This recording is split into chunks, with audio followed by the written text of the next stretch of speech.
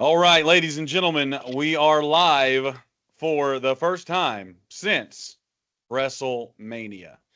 And yeah, that's a longer break than we intended to take, but honestly, probably for the best. We had a lot happen in the WWE universe, including content, including contracts, including titles, and I guess what you would say cut content because we've got some storyline loops that are not closing as a result of several things. And we're going to talk as much about all of that as we possibly can tonight, um, and just try to make sense of it all. As always, I am joined by my co hosts, my brothers Dominic, Adrian, and the patriarch, Mr. Jimmie Rhodes.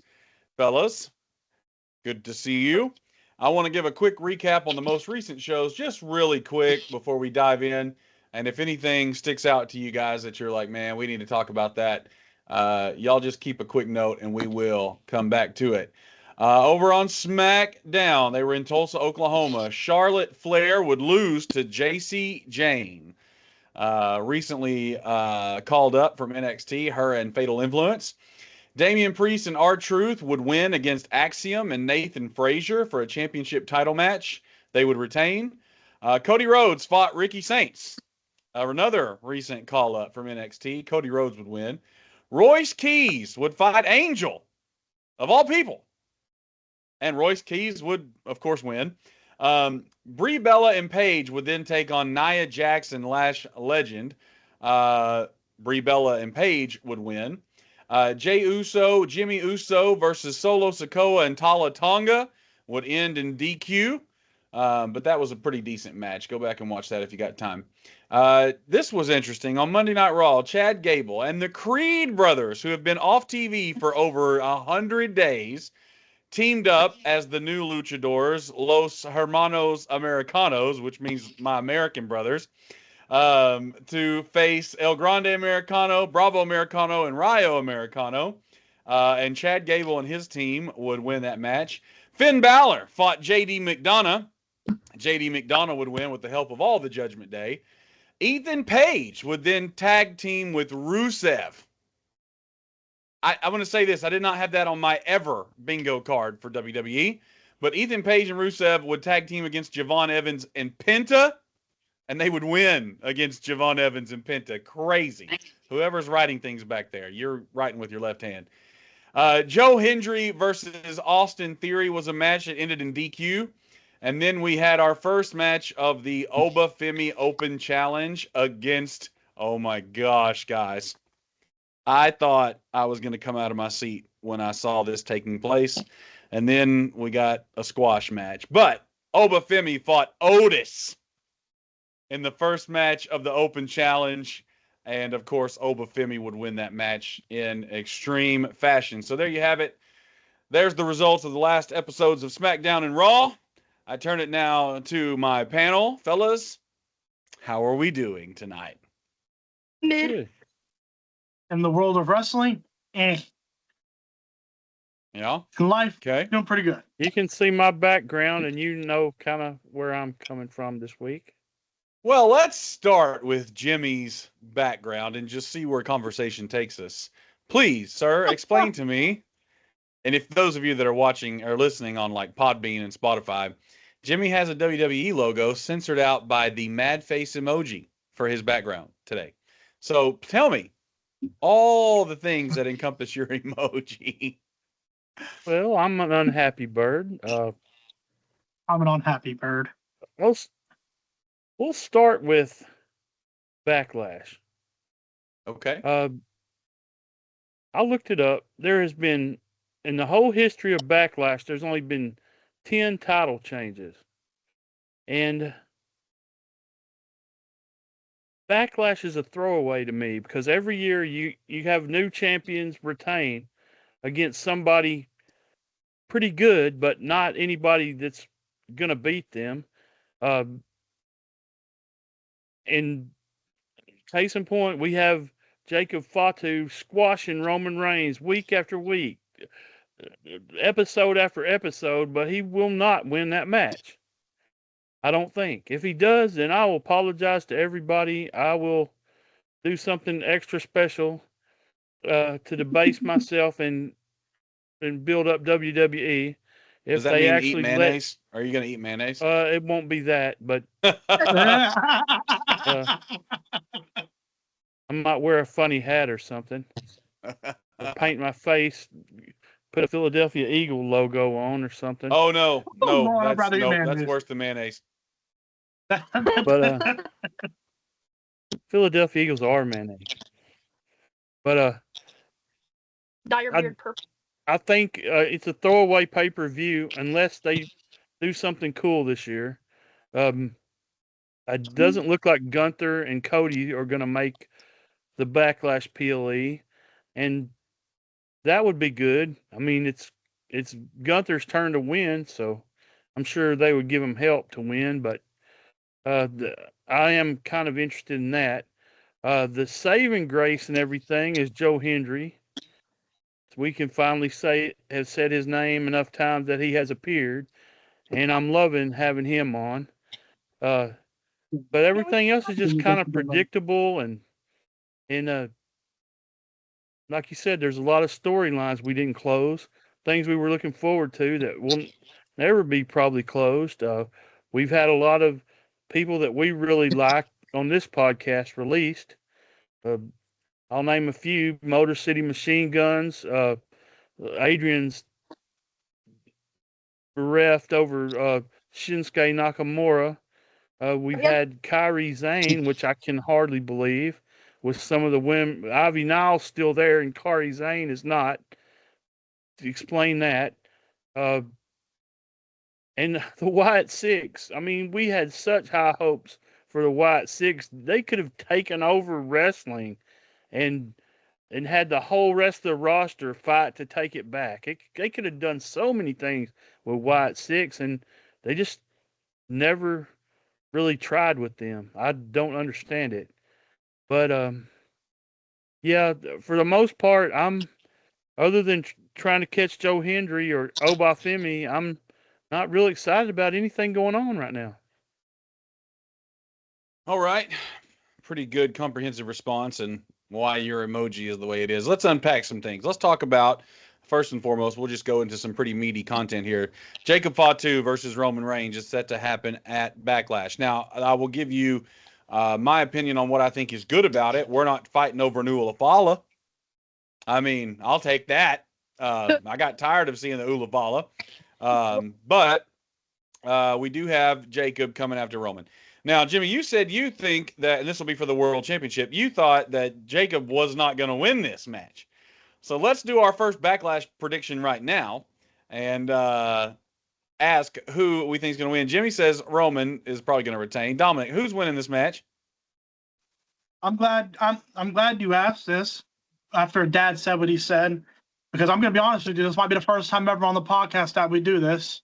My answer is I don't know. Oh, okay. This is one of the first matches in the whole so I watched wrestling from 2007 to 2014, stopped for a long time, picked it back up in about 2023. I've been watching it now, and all those years combined and everything, everyone went back and watched and everything like that, all the feuds, everything. I've never went into a match with an I don't know. I do not know who's winning this match. Would you rather say I don't know or be wrong? Would I rather say I don't know or be wrong? What do you like?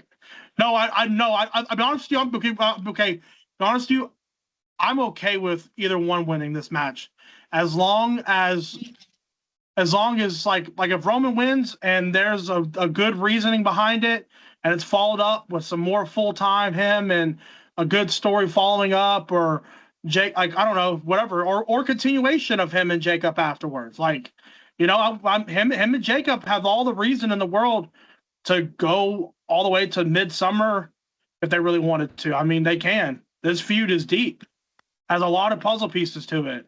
It really does. I mean, you got promos of Jay. You got promos of Jay looking Roman right in the face and telling him, "You need to beat this guy. He should have already had consequences before this match even got set. This guy wins. He's the new tribal chief." Yeah, but that's weird because Jacob straight up said, "I don't want to be tribal chief. I just want the belt, and I want what comes I with know, being champion." but Jay's over here telling Roman that this guy is dangerous. This guy's a monster.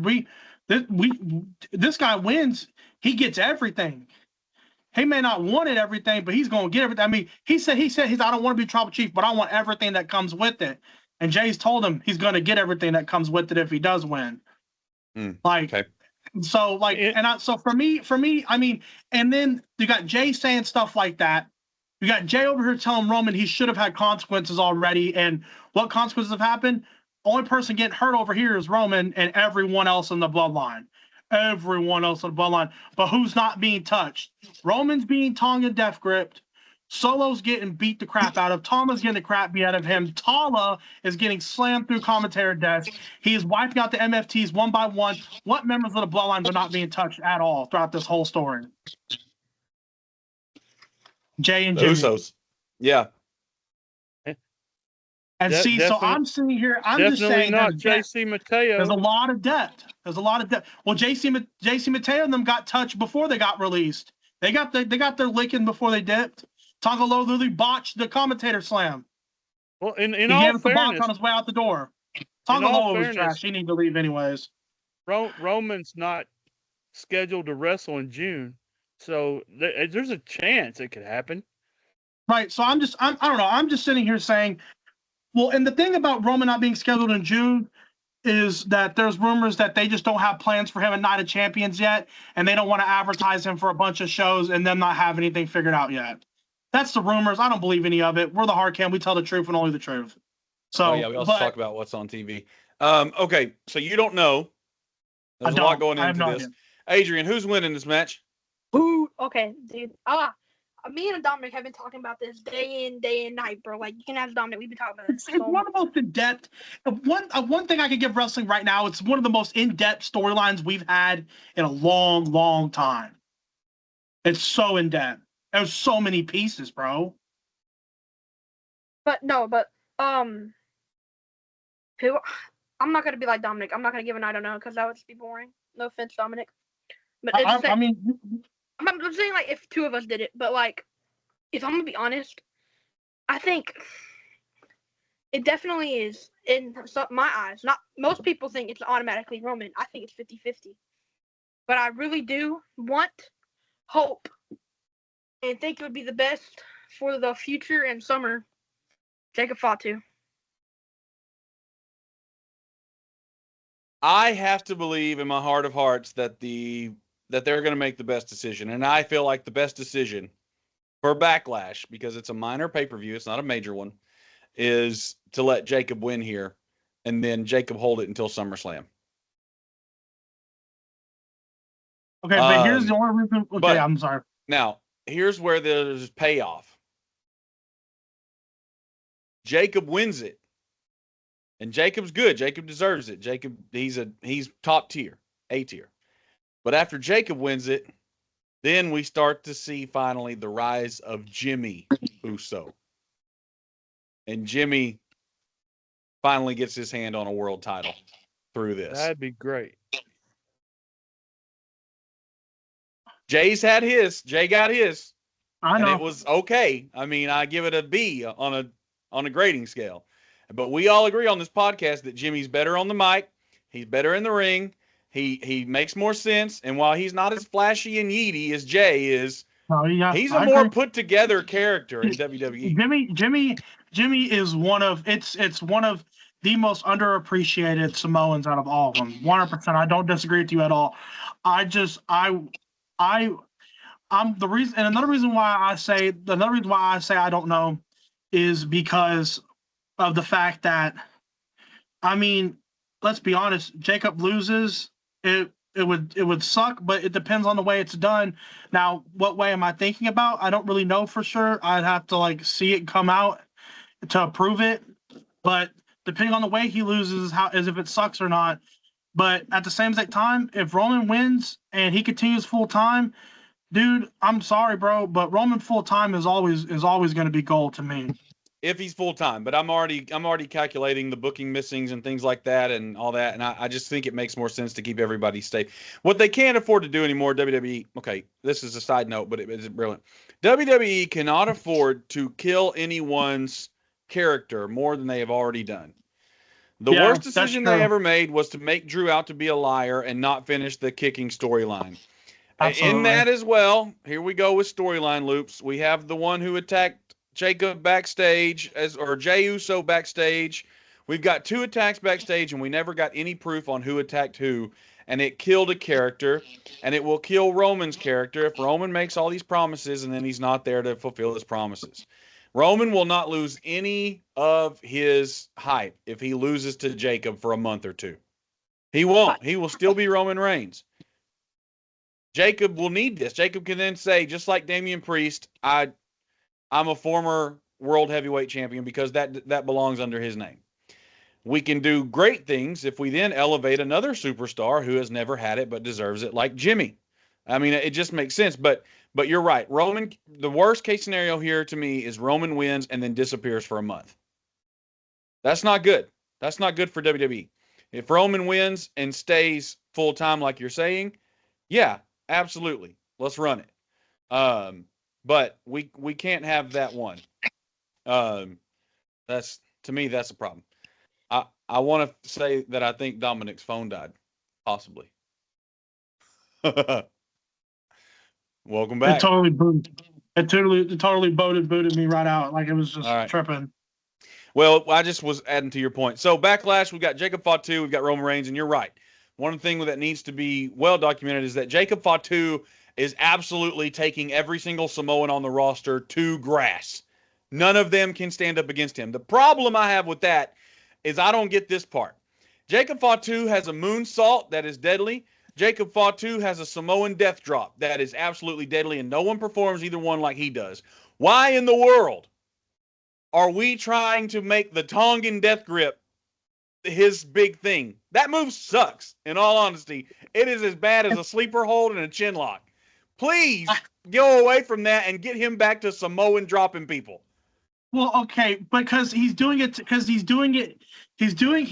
Samoan pop drops and all stuff like that to other people, and then he's doing the Tongan Death Grip. And the reason why he's using it, Roman already said the reason why it's such a big deal. It's the pile driver of this feud. You remember Kevin Owens and Cody Rhodes feud? How Kevin Owens went around pile driving everyone? The Tongan Death Grip is a sacred move. Literally, Roman said it on Monday. We're not supposed to be using that move in our family. That move is from when we're in the bar and our backs up against the wall. We're going against 8 different people. So I get it. I don't want to go away from what I'm trying to say. I get that it's a big deal. But my thing is, it's a pinch. In reality, it is a pinch. Why are we making it a big part of the storyline when it's so stupid of a move? Sorry. I mean, like I say, I get it. I know why, and I know what they're doing. My thing is, okay, why that one? Why couldn't we do something different that's so deadly? I mean, I could do it to you for as hard as I wanted to, and it wouldn't probably do what it did to Roman. Roman looked like his eyeballs were going to pop out of his socket on Monday Night Raw. Hey, bro, Roman's selling right now. Roman's selling right now like rents do, bro. Like, that's funny. Okay, well, there you have it. Probably the main event at Backlash is going to be Jacob Fatu and Roman Reigns. We're undecided on the hard cam on who we think is going to win, but we know what we want the outcomes to potentially be. There you have it. All right, getting through Jimmie's laundry list. We might end up calling this episode Jimmie's laundry list. That'd be hilarious. All right, we have not talked about WrestleMania. And WrestleMania closed the door on some things that it shouldn't have closed the door on, and left us pretty unfinished. We haven't seen CM Punk. Have we seen CM Punk since WrestleMania? Yes, we have. One time. He came out and addressed the crowd. Yeah, he came out, addressed the crowd, and they hinted towards him and Cody Rhodes, and that was it. Yeah, but then that took a swerve. Let's just do this. Biggest highlight of WrestleMania. You get one. You're going to think about it. I'm going to go first because I know what mine is. But you think about the biggest highlight from WrestleMania, and then we're going to go to the Dark Ages and talk about releases. I will tell you right now, my favorite part of the entire WrestleMania, all of it, was the return of Paige. And why it was my favorite part was because it was very nostalgic. If you remember, when Paige debuted, she walked right out to the ring, challenged for the world title, women's world title, the Divas Championship butterfly belt, and she won it her very first night up. Against AJ Lee. So, yep, against AJ Lee. So she comes back. She goes down to the ring with the Bella, and guess what she does her first night back? She wins gold. And I'm like, oh my gosh, it's a repeat of her debut. She did well in the ring. She composed herself well with the fans. I mean, she played everything right and had a good match, won the belt, and she's been good since. She's been good on TV. Matter of fact, my opinion is she's actually bringing Brie and Nikki up by being with them. They're letting her talk more and do things, and I don't mind seeing a Bella on TV as long as they're with Paige. So I thought that was cool. She got a huge pop. I don't think we'll ever get a same pop for a woman like we got for Alexa Bliss at Royal Rumble a year ago. That was intense. But yeah, Paige did well. She was received well. She's doing well. She's very polished, which is good to see. And that was super fun for me watching WrestleMania. I think, honestly, if we're talking about WWE being predictable, I think we're going to see a Bella turn coming very soon. Absolutely. They're going to turn on her and take the belt, and that's going to happen. And that'll be fun because my dream match right now, what I'm dreaming for as my highlight of WrestleMania is to get Paige versus Tiffany Stratton in a ring very soon. Living for that one. So that's my highlight for WrestleMania. We'll pass the torch, and then we're going to go to the darker side of WWE. Who wants to go next? Oh, that's... Hit it, Dami. I'm going to go next because I'm going to get mine out the way because I'm probably going to get torched by all three of you, but I don't really care. Adrian already knows exactly where I'm going. My favorite thing that I watched all of WrestleMania, there was a lot. To me, I'm not a part of the fan base that believes WrestleMania didn't have very many because I believe WrestleMania had plenty of really good moments, in my opinion. But I believe that my favorite thing to watch was the entirety of Roman and Punk's match. Yeah, Jimmie, hold on. Let's take a look at Jimmy's face right now. I want to see if he's going to be honest or if he's going to stick it to the man. Punk went. He went the distance once again in a main event match. What was your thoughts on that match, Jimmie? The truth? Yeah. I fell asleep on that match. Oh, no way. Okay, I mean, everything you say about Punk is about 99% right. He's old, he's slow, he can't go. But I will tell you, the only match that Punk has had better than that one was his match with Drew McIntyre. That was a pretty good match. That match, I'm just going to be straight up with you, man. I mean, that match made me realize the actual in-depth importance of psychology in the ring. Like, those two were storytelling in that match better than they were in their entirety of their promos. That match was just so good to me, bro. CM Punk, the fact that CM Punk even allowed the outcome of that match to be the way it was the best part to me. This whole feud, Roman's basing it off of the fact that you're old and you don't have the stamina to carry this thing anymore. You're not good enough and you can't do it. And the way CM Punk loses is he was so damn tired that he just collapsed and he couldn't finish it. And Roman took advantage of it. He went bell to bell for 50 minutes. Cam. Doing an elbow drop from the turnbuckle all the way to the commentary desk. Eating all the spears. Get hit by the freaking staircase. I mean, he was busted open. The refs allowing all this stuff. And it just to me, that's one of the most, like, I just feel like that match was like, this sounds weird to give it, but that match was beautiful. I could watch that match every day. It was good. It almost, now listen, I won't say it's as good as, but it reminded me, I don't know, Jimmie, if you remember this, the Iron Man match that Shawn Michaels and Bret Hart had all those years ago, the 60-minute Iron Man match. That was a good one. And that is the comparison everyone's giving it.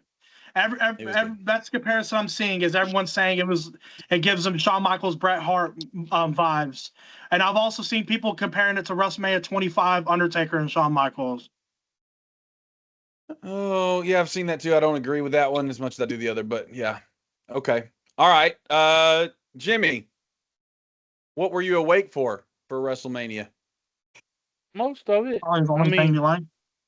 and the part of the match I saw was good. I mean, Punk's just I just think of Punk as Punk versus Raven. You know, that's he's a equivalent of Raven to me. They were interesting characters, but he became a superstar, and Raven's probably washing cars somewhere. But as far as my favorite match at WrestleMania, I'm gonna to answer the question. I'm gonna say the Oba Femi Brock Lesnar. That was unexpected and good, and I enjoyed that more than anything else I saw. But what I really enjoyed the most about WrestleMania was the Friday night SmackDown before WrestleMania was probably the best show of the year to me. Okay. Tell me about that. I mean, they had that Battle Royal match that was good. Everything about that whole podcast was good, and you got a lot of stars that weren't going to be at WrestleMania that put on great matches, and I enjoyed it.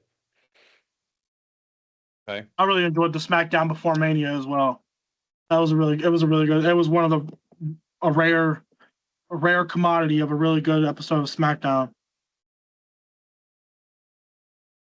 Even though the Andre the Giant Battle Royal was very predictable from the jump, it was just I don't know. You went into it Royce Keys was the favorite, and it was just damn, this dude's really this dude's gonna win it. But then at one point they also had me thinking that they were actually gonna let Alistair win, and I was like, oh my gosh. The biggest pop that anyone got out of me from that Battle Royal was whenever Alistair got eliminated. I can't remember who eliminated him, but I was so happy because I really thought Alistair was gonna win. Well, I mean, we picked Royce Keys before they ever said he was a favorite. So yeah, I just felt like he's just that kind of guy right now that needed that. Yeah, just don't let him fight Oba Femi anytime soon. I would love that actually. I would love to see Royce Keys answer. Yeah, that would probably be actually really good. That would be amazing. Unless they let him squash him. I'm sorry, guys, but I'm not that big of a fan.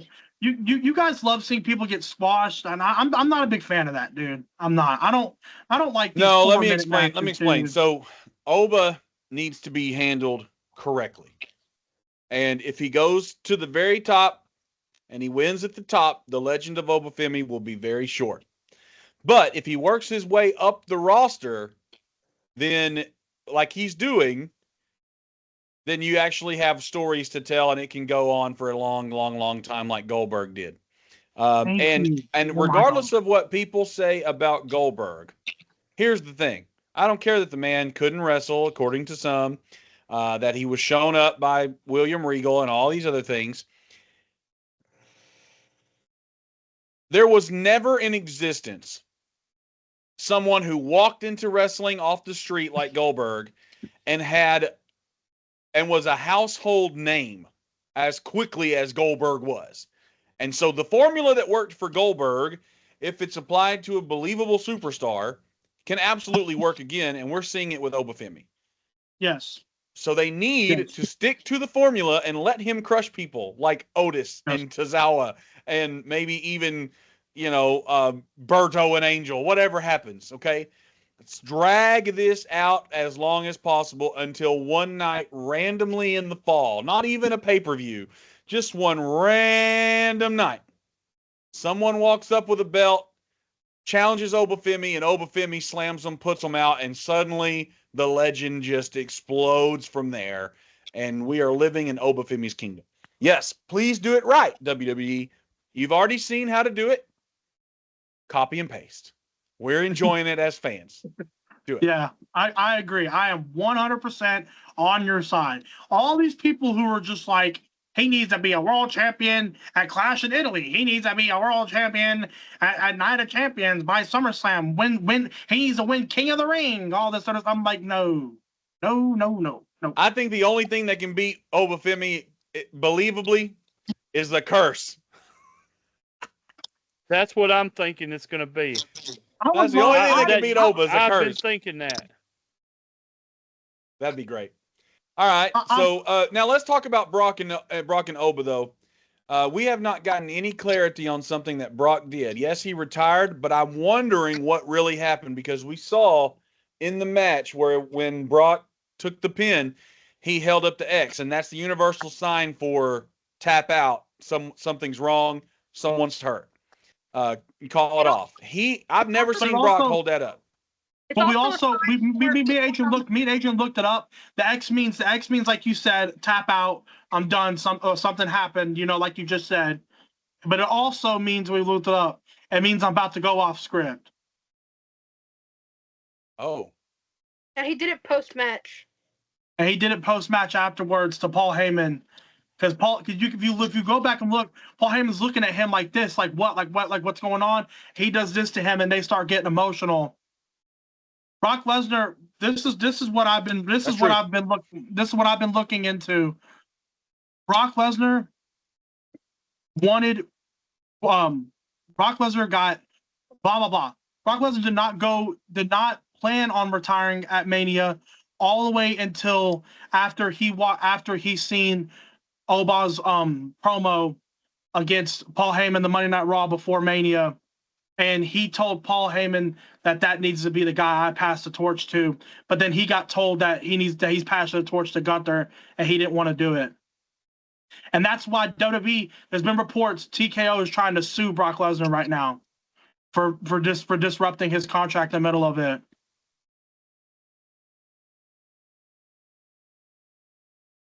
He didn't want to pass it to Gunther. He said Oba is the man. That's the next beast. That's who's doing it. That's the guy I'm giving it to. And that's what's going to happen. If we consider politics and current, if we try to mix key fob with real world, which that's when wrestling gets good, the ultimate showdown at some point is going to be Gunther versus Oba. Absolutely, dude. That's what I want more than anything, dude. Everyone's talking about Gunther world title, and I don't necessarily hate Gunther as a world champion. I actually kind of like it, but I'm one of those people that I feel like Gunther and Oba should be like the feud of should be like a SummerSlam feud. Like they should go at it, bro. Because that match can last 20 to 25 minutes, and it makes sense, and it'd be good. But you can't, if you let him lose to Cody, then you're going to have a hard time selling that. I know. That's why I knew you were going to be excited about him going after Cody, but timing wise, Dad, I don't think there's too much to be excited about. Here's the thing. It's time for Cody to get a break. You know what I mean? It's about that time that they give him a couple months. So it is what it is. But tell you the truth, what I'm kind of hoping happens out of it, I'm really hoping that we get Clash in Italy, Gunther versus Cody, and that's where Randy returns and he punk kicks Cody and Gunther wins, beating Cody that way, and he holds the belt, and then Cody returns like the Saturday's main event at the Garden in July, and SummerSlam is Randy and Cody with no title at all. Just pure hatred. I could watch a Gunther Randy fight. I could do that. Oh, that'll happen. That'll happen at Night of Champions. All right, Adrian, what was your highlight from WrestleMania? Dude, I don't know, cause like the main events, I didn't really like them that much. Especially night one. We don't talk about night one. Night one never happened. I don't know what's the night one. Anyways, night one was awful, fellas. Good Lord, it was bad. Anyway, main event. I don't even know. Who's Pat McAfee? Anyways, yeah, that was a scratch.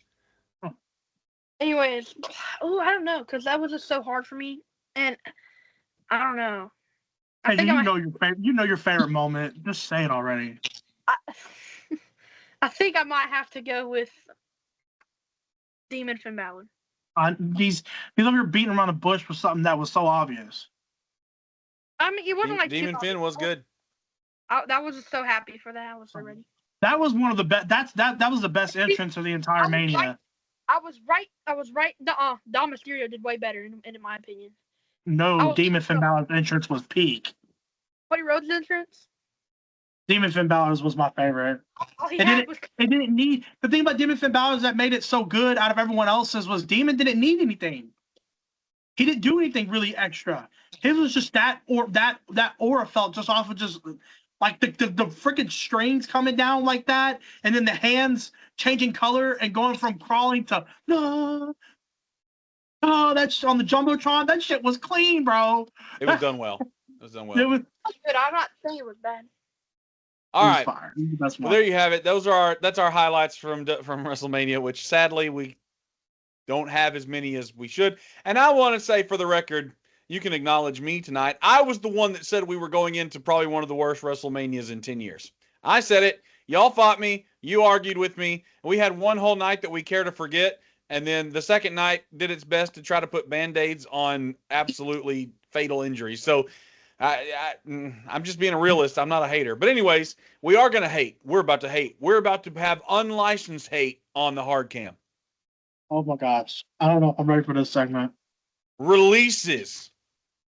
We are going to give you the full list as of Monday on who's been released from WWE. And I'm going to save the worst for last. But here we go. Aleister Black. I should be playing some kind of funeral music while we're doing this. Actually, here's what we're going to do on the podcast. When I say a name, if you like it, give me a thumbs up. If you don't, give me a thumbs down. As we go through the list, we're going to go through it. So Adrian's already celebrated Aleister Black. While I'm glad he's gone because he didn't fit in and he was a Timu Karrion Kross, I am sad about this one. Zelina. Yeah. Zelina. Uncle Howdy.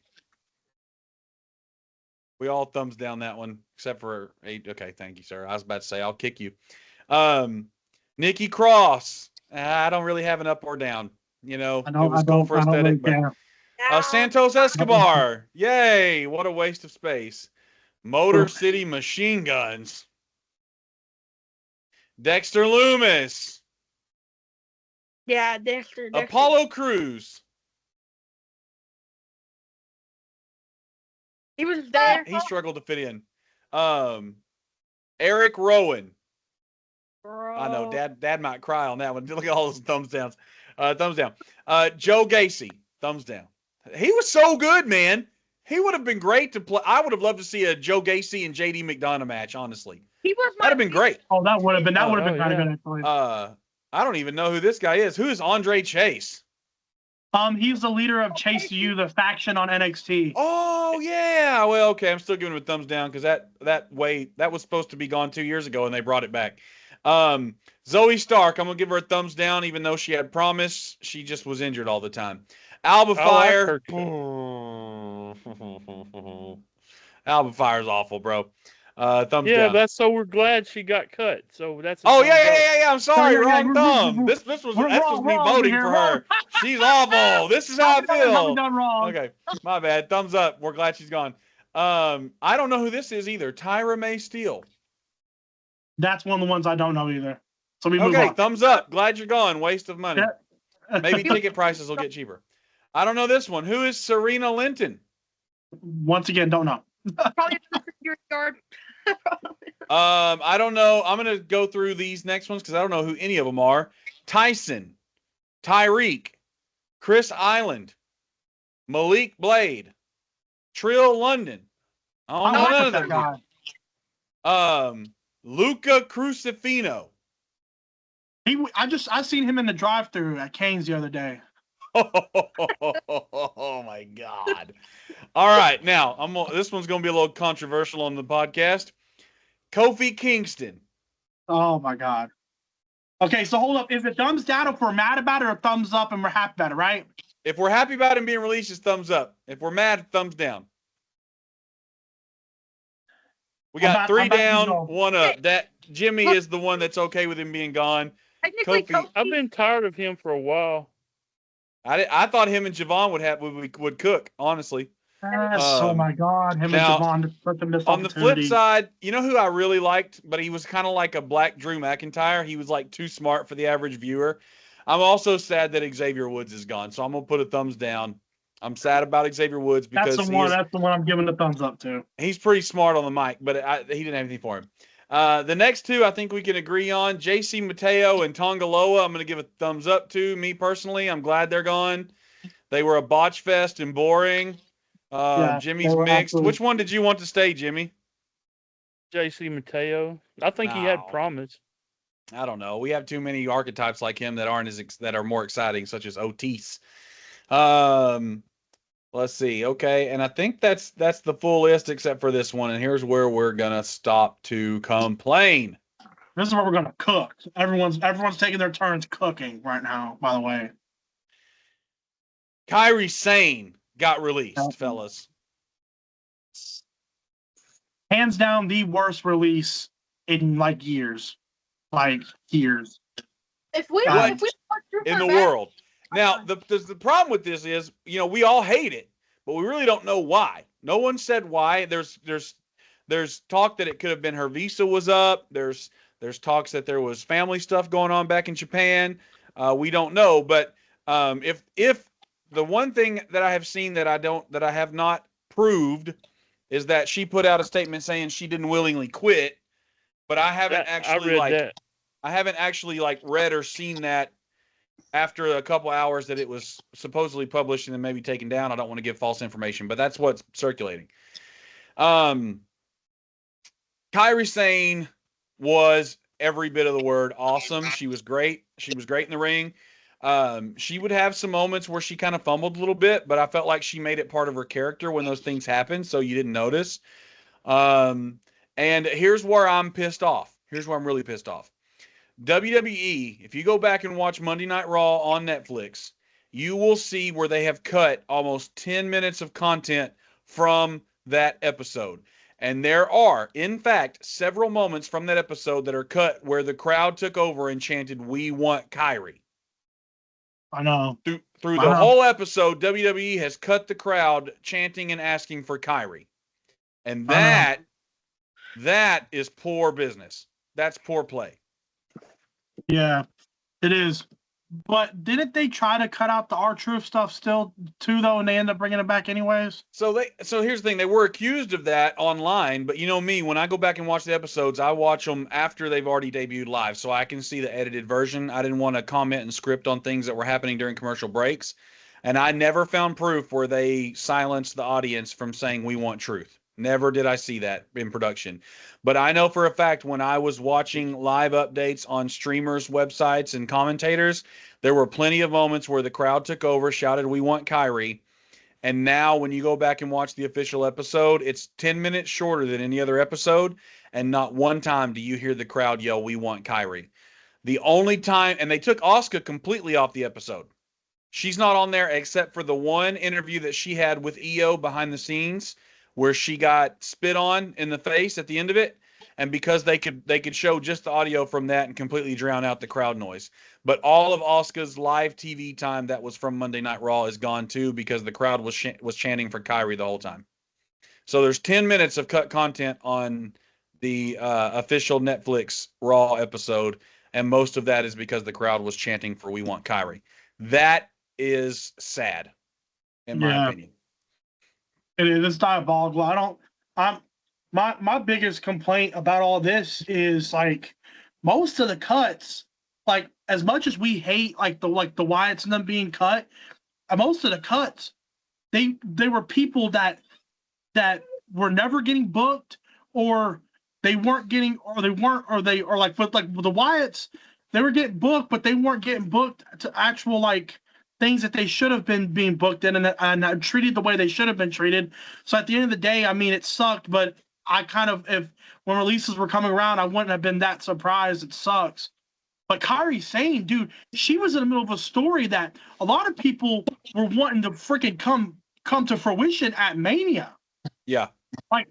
People there's content creators that are that WWE they're one of their big deal content creators that are sitting here quote unquote saying that Kairi Sane fulfilling the storyline that she was in could have been one of the biggest pops and moments of the entirety of Mania. So you got this huge storyline that just has this huge gaping hole in it now. When Asuka and Io Sky were sitting down to have their interview promo thing they did on this previous Monday, the whole time they're doing it, I'm just like, y'all's feud just seems pointless at this point now. Yeah. And Like they're trying to make it some mentor versus mentee thing, and it's like, no. Well, and listen, I will say this too to this point. You know, Becky Lynch, we've many times we've given her the heel of the week crown back when we did that segment on the show. What she said about Io Sky that has not helped this feud at all. Becky, she's had some words to say about Io Sky being second fiddle and all that stuff, and she did it again this past Monday Night Raw when she was talking to Adam Pearce and Sol Ruca. She mentioned again Io being not as great as everyone thinks she is, and I was like, dang, she's not letting that go. So that's put a little water on the flame. But Jimmie, you mentioned that too in your original laundry list. Tell me what you're feeling about Kairi.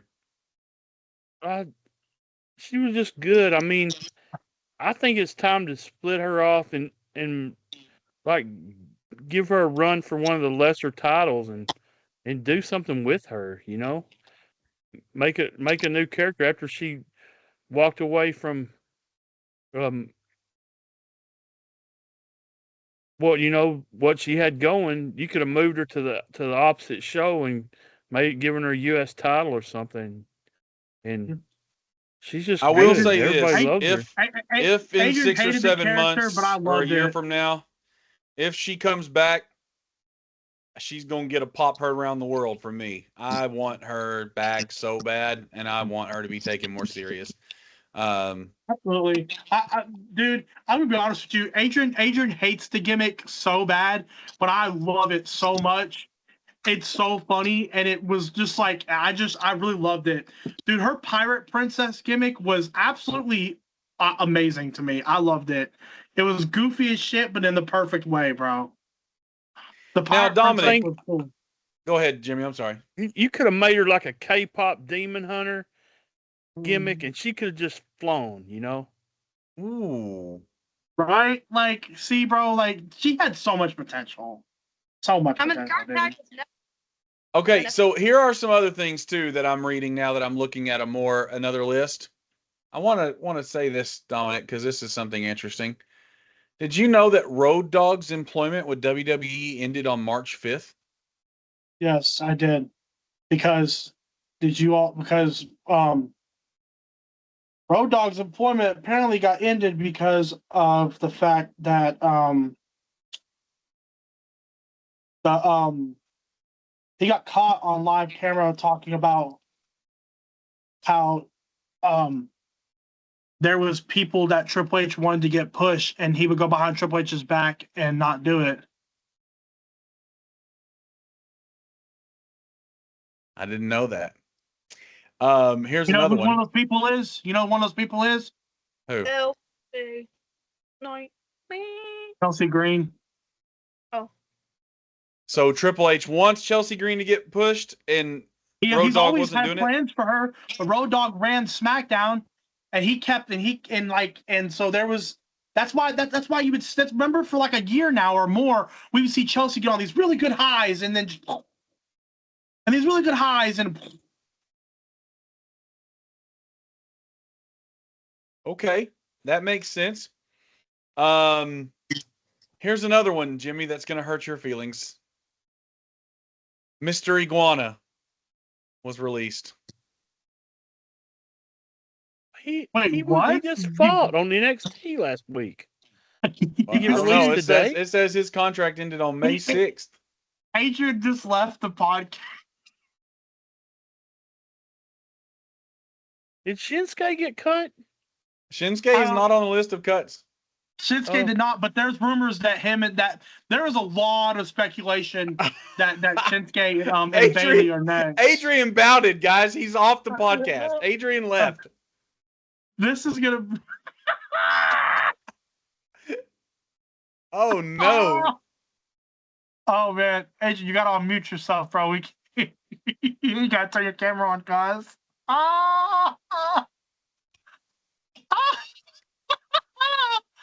Oh my gosh, dude! Do you believe that there's actually rumors? I'm so sorry.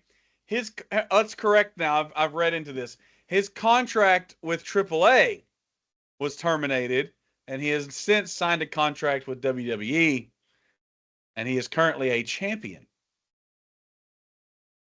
A champion? I didn't know that either. What is this? This is SmackDown Hotel. This is supposed to be accurate. So this is ridiculous. Thought he lost last night. I don't know. I didn't watch last night. I don't watch NXT, but I just saw it on the. I was looking at news, and I think they said that he lost. That Mr. Iguana was holding the AAA mixed tag team belts with Lola Vice. It was him and Lola Vice got pinned last night. Yeah. And they lost the titles. They lost the titles because Lola Vice got pinned. Here's some other ones that were taken off. Pat McAfee has officially had his contract with WWE terminated. Sorry. And then some other ones that we know. Ava from NXT, she's gone, and Tommaso Ciampa is also terminated. Okay. Well, there we go. Tommaso Ciampa fought for the world title on the other show a couple nights ago. Yeah. Man, you could say AEW. AEW? I just couldn't get it to come in my head for some reason. Hey, while we're talking, real quick side note, we got a few more minutes left. We mentioned also on Jimmy's laundry list storylines that weren't complete. We talked about the brutal attack on Jey Uso. We talked about the kick to Jacob Fatu and all this other kind of stuff. Here's a storyline that never got started. You remember when we had that pay-per-view that they built the arena for in like 2 weeks in Saudi Arabia, and it was real crazy how they were able to complete it that quick. And then on pre-show, they brought out that Middle Eastern guy that was going to be joining the WWE main roster. And we haven't seen him one time. Who is that? I forgot about that guy. I don't know. I forgot about that guy. I don't know. I know. But that was the Royal Rumble. That was Royal Rumble PLE. Hey, dude, I'm gonna be honest with y'all, bro. They're on NXT right now. They're getting a bunch of debuts and a bunch of revamping kind of going on over there. And kudos to them. And if anyone can make it work, it's definitely Shawn Michaels. But man, I'm just gonna be straight up with y'all. This new guy, this fat white kid that looks like he lives in his mom's basement, that's showing up doing all these. What's his name? It's Mark something. Mark Woods or something like that. It's Mason Brook. His name is Mason. Oh Brook. yeah, I got it way wrong. Mason Brook. He is something else. I'm be honest with y'all, bro. I don't like the guy at all. I think he's a joke. I can't even take him serious. He's the next KO. What are you talking about? Well, dude, he needs to get some facial. He needs to get some facial hair, grow some hair out, something. That dude that dude looks like I could have stole his lunch back in the day. Like he needs to come out and say wrestling's for. I can't even look at that guy, bro. He looks like Riley off of the Dire Wimpy Kid. Like he looks like when Riley there's he literally he looks like Garfield's like ass crack. He looks completely like I can't even stand looking at the guy, bro. Let me see if I can get ChatGPT to make that image for me. Okay, and I'm just curious. I'm just going back through releases from last year, and there's some on here that still sting. I'm still mad that we lost Sonya Deville. I forgot about that big nose. I liked her. We lost Braun Strowman last year. Rest in peace, Braun Strowman. Speaking of Braun Strowman, he's the new Ryback. He does nothing but sit at home and talk trash about WWE. Absolutely torches it. And then he goes on Twitter and he's like, all of you over here celebrating Oba Femi like he's some kind of monster. I could destroy him in my sleep. What he's trying to do is he's trying to build internet hype enough to make him relevant for them to bring him back and see how he does. That's all a play. I'm a little salty looking back on it now. I didn't care when it happened, but now I'm sad that Dakota Kai is no longer with us as well. So that was one that kind of hurts and stings still. I'm not sad at all that we lost Shayna Baszler last year. That's okay with me.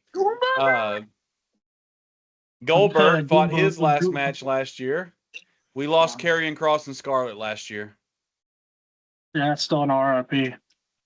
I know we hate that one. Let's see who else we lost. I thought there was one more on here.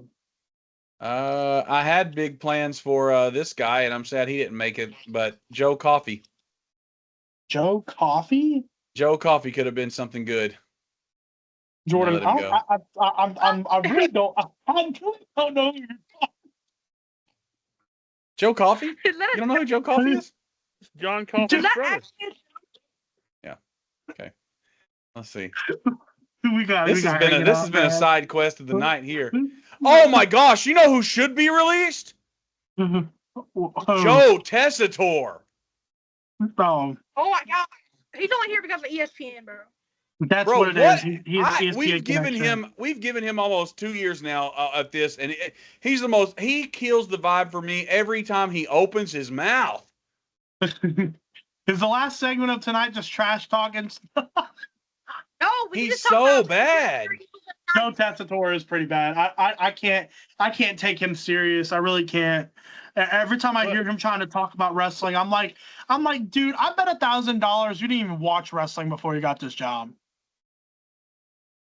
Like, well, I can't, and then bro. The only release in 2024 that kind of hurts is Samantha Irving. I wish we still had her, but it is what it is. That was because of not Ryback. Ricochet. Yeah, Ricochet. Yeah. I thought she went to do her. Adrian used to foam out the mouth over some Ricochet, boy. Oh my God! You would have thought Adrian was in love with that guy, dude. Oh my God! Ricochet. All right. Well, we have something we have to take care of tonight before we close the show out. Unless there's anything else. Let's see. Is there anything else on Jimmy's laundry list? No, I think we've. The partner. Oh yeah, Danhouse's tag team partner. We got to do that. We got to do some predictions. Let's got the best one. Let's do Backlash. Let's do Backlash predictions and Danhouse's tag team partner. Go. Okay. We already did Roman Reigns and Jacob Fatu, so let's do the rest of the matches real quick. Well, what are the matches, analyst? Do you have those ready? Io Sky versus Asuka. I'm giving it to Io. I'm giving it to Io as well. Asuka. Okay. Okay. Adrian said Asuka. The rest of us said Io. And then, what else?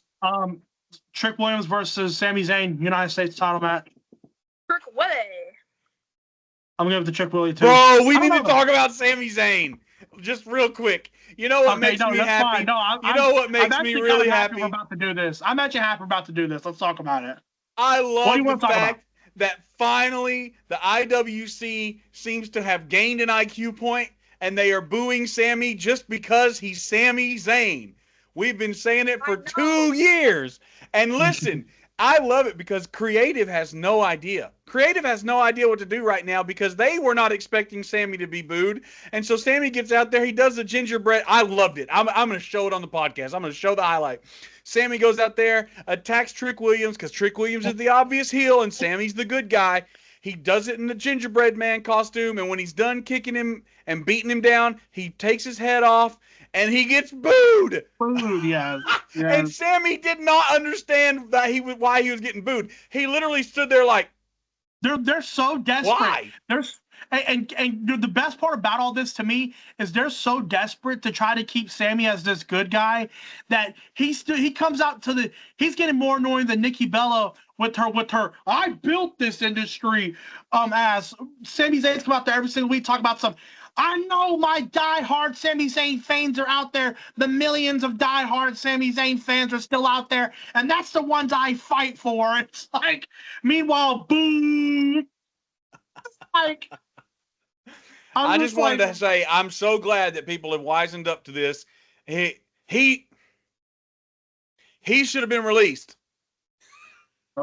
See, I just feel like he just needs to do a heel turn, then I'm okay with him. Yeah, okay, that would be fine, probably. Okay, so we got Sami Zayn and Trick Williams. I'm never going to pull for Sami Zayn, but I feel like as hard as they're trying to, like, shove Sami Zayn down our throats, I feel like they're going to make this a win for him just because they're trying desperately to get Sami over. But I want Trick to win. I'm going with Trick unless Sami turns heel, and that's how he wins, and I'm okay with that. That Trick. I got Trick. Okay. What else? What we got? Seth Rollins versus Braun Breaker. I have Braun Breaker with the return of Bronson Reed. Yeah, I kind of feel like it's the return of Bronson Reed too, but I don't know how they're going to swing it. I would beat the hell out of I can never pick against Seth because he is a visionary, a revolutionary. He's all these things, and he finds a way to do weird stuff sometimes. I'm intrigued with this match because I just know that it's that I just want to know. I mean, it's gonna whatever way it goes, it's not going to end in a closure type way. Braun Breaker and Seth is going to continue after this match. It's going to continue to phase 2 when they have Bronson Reed, and I like that Joe Hendry's kind of mixed in this, inadvertently. It's a good spot for him. I'm loving the angle. My favorite angle right now, and outside of the Fatu and Roman stuff, my favorite angle right now is Seth is dealing with the Vision, and he has no friends, like he has nothing, and Braun Breaker is calling this out. Braun Breaker said it in the promo when they finally actually talked to each other. Braun Breaker's like, dude, everyone's seen what you did to me and all this other stuff like that. You ain't got nobody around here. Yeah, but ever since then, he has nobody. No. So this is where stories are made. Who would help Seth? I have one wild ass prediction, but I don't think it's gonna happen. If you say Dean Ambrose, I'm going to go ahead and hit the end button. No, I'm not going to say Dean Ambrose. I'm not. That's probably what Adrian's about to say. But that's not what I'm about to say. You know there is somebody. There is somebody who will come to help Seth. Who? I don't know who. Oh, you meant it's like you knew. I have a prediction on this is kind of far fetched, but if he I scratch your back, you scratch mine. He gets beat up by Braun Breaker, and Bronson. He's outnumbered a lot. And he helps, and so he needs help. So this is very far fetched, I know. So he helps Jacob Fatu win, and then Jacob Fatu helps him with the Vision. Okay, that's not crazy. This is what I could see that. I could definitely see that more than what I'm over here thinking about in my head. I got this whole long story thing where I'm believing we could see a world where Roman and Seth are forced to deal with each other because they're both dealing with the Vision. That's not far. Well, I honestly don't have a prediction. I don't know, but it could be interesting to see who comes out. I mean, Chris Jericho. I still say LA Knight. I'm gonna be straight up with you. Oh, LA Knight's a phenomenal answer, actually. You said that at the very start. Did I hear him? No, I did not hear that until just now. That is a great answer. He does not like Seth. He don't like the Vision more. And LA Knight has no direction right now. So if anyone could benefit from jumping on that train, it's LA Knight. Now we're cooking. Oh. Little booking couch segment there. But hey, okay, look, bro. What we got? So we got Seth. Hold up, bro. You know what'd be fun? Because it actually would make sense. Hear me out, bro. You remember how Seth said to Paul Heyman that I put Brock Lesnar on a silver platter for Oba?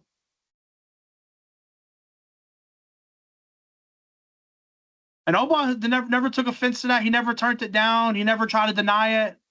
He was okay with that. What if they try to do the angle? What if Seth goes to recruit Oba to deal with these dudes, bro?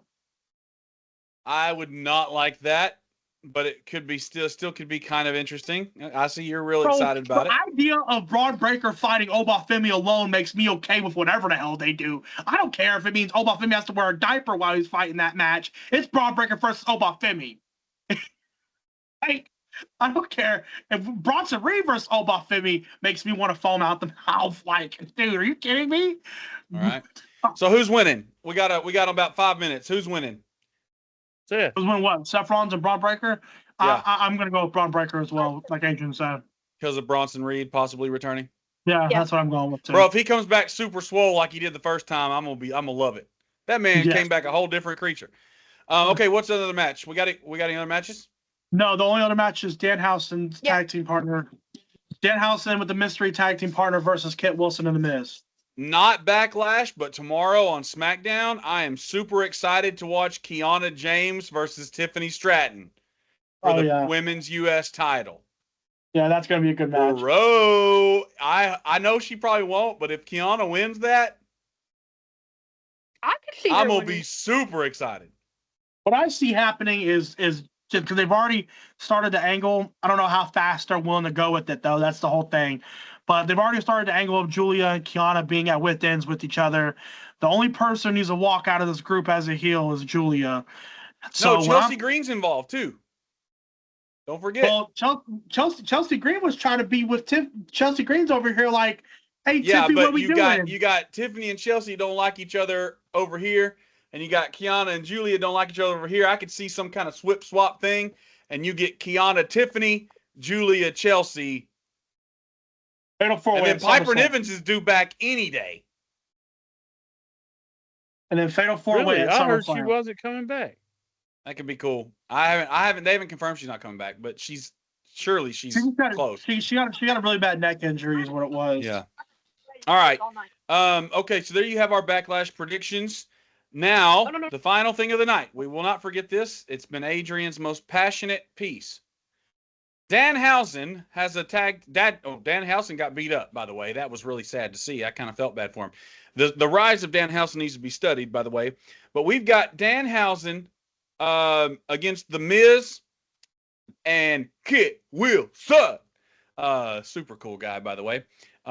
Totally Metro, but that's okay. Against Danhausen, and Danhausen's been told to find a partner.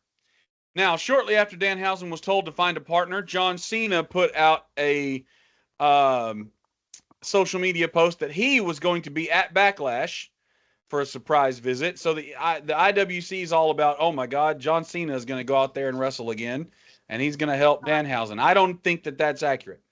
No, but we need to think real long and hard before we give our final segment on who Danhausen is going to be teaming with.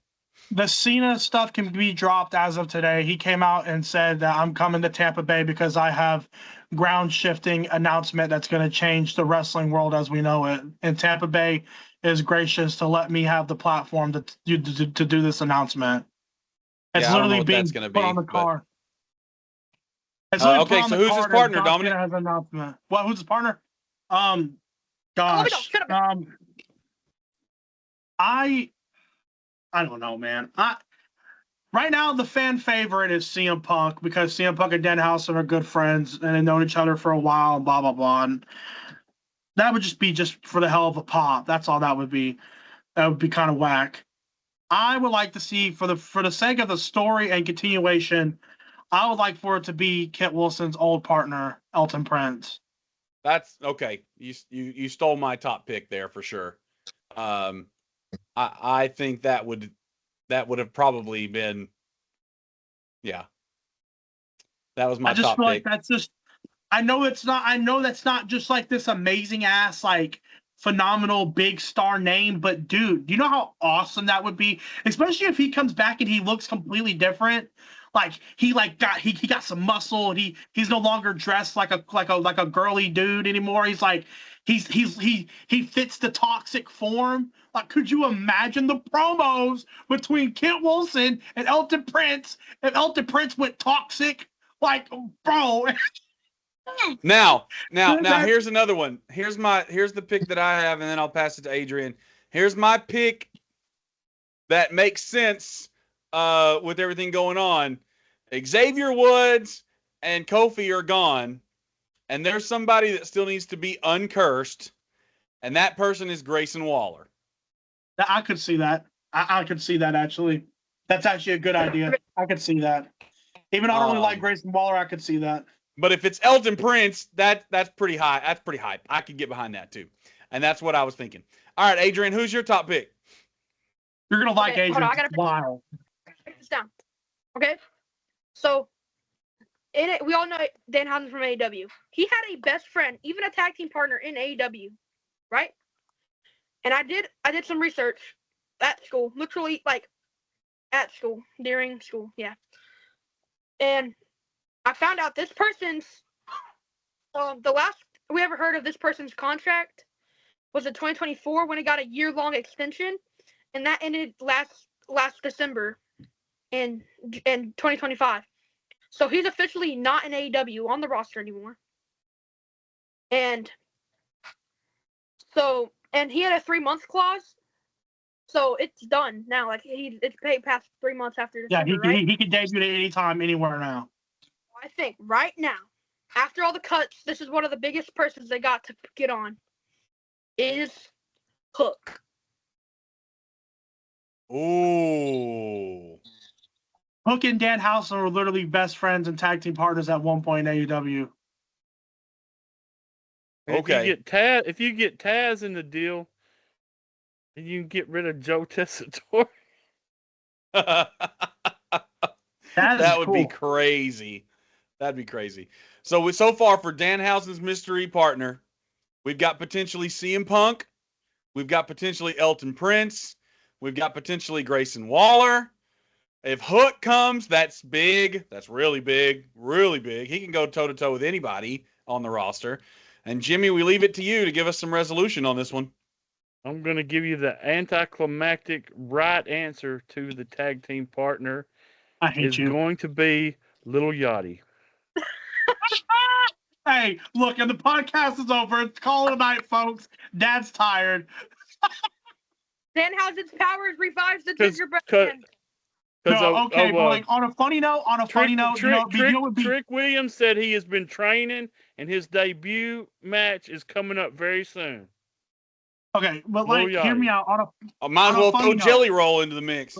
And a funny note, it could be Jelly Roll. Bro, Jelly Roll, unfortunately, you can't lie. Jelly Roll could actually literally be the person. Like, genuinely. I Show Speed. Wasn't he cursed? I Show Speed was cursed. But no, Jelly Roll was never cursed. Jelly Roll just had that whole thing with Kit Wilson and The Miz during the Road to Mania. They literally had a match in Pittsburgh. Like, you Slam could literally. Poetry was awesome. But anyways, no, but listen. Okay, on a funny note, you know, be monumental. And you came up with this, and he forgot about this. So I have to say it now. You don't be so fire, and it would probably, but it won't do it because I think it might ruin Danhausen's popularity. But also, I don't think it would. Do you imagine Danhausen comes out? He's in his little damn car thing he loves, and he stands up to point out his partner, and all you hear is it's John Cena's theme music, right? John Cena's theme music goes off. The crowd is losing their freaking mind. And Danhausen gets out the car, and he's standing there. He has his hand like this, and he's just so excited. And next thing you know, a midget John Cena comes. Because he was the midget steering his thing. For me. All right, I'm going to be real. I think I know who it really is going to be. Are y'all ready? I'm going to give my real official answer. Okay. It's going to be Ilya Dragunov. Oh, that'd be good. Or, finally, this is for Jimmie more than anybody else. Danhausen comes out and he acts like he's going to fight, and then the War Raiders come out. That'd be good.